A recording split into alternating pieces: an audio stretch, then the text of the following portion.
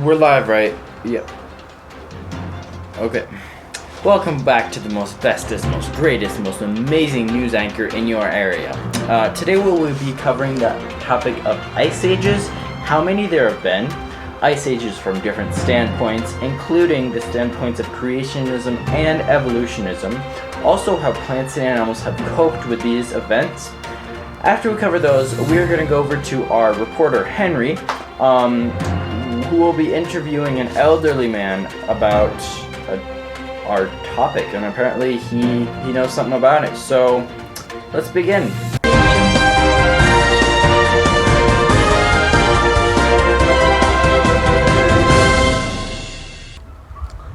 Hello, I'm Carrie.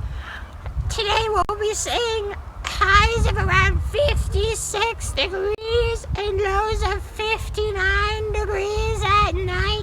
That's all for me, Carrie. Off to you, Jerry.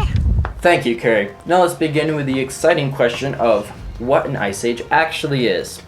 Well, an ice age is a period of time where Earth's atmosphere goes down in pressure, which results in the North and South Pole creeping its border to engulf the whole Earth, which is a tundra of ice and snow by then.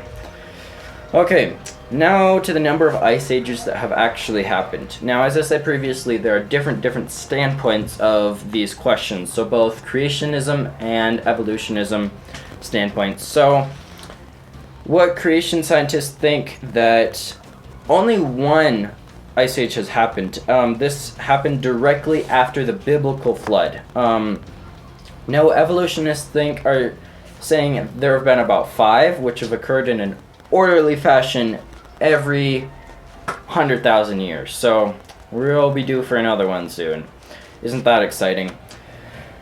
Now, talking about the different theories of ice ages, creationists think that due to the excess amount of water on the Earth's surface due to the biblical flood, and a heating up of the mantle and crust due to volcanic activity, the water on Earth's surface was heated up and made to evaporate, just like boiling water would, and sending it therefore into Earth's atmosphere, and which was very cold at the time, and it came down in the form of sleet and snow, which covered far inland in the continents, and resulting in many well-known large creatures such as saber-tooths, mammoths, and even some dinosaurs died from lack of oxygen and cold weather that they just couldn't stand.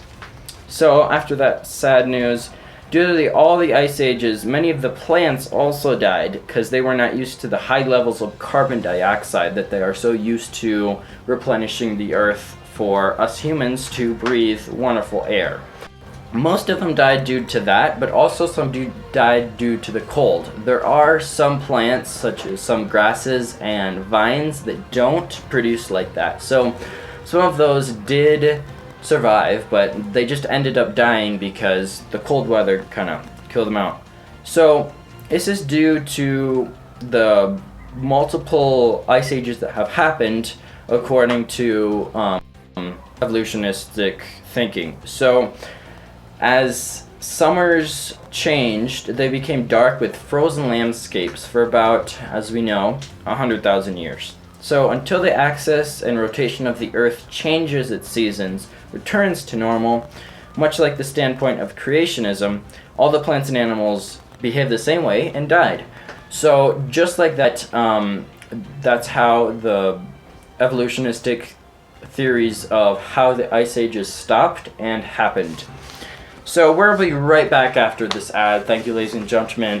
Please stick around. We will be doing our interview with Harry right after this presentation.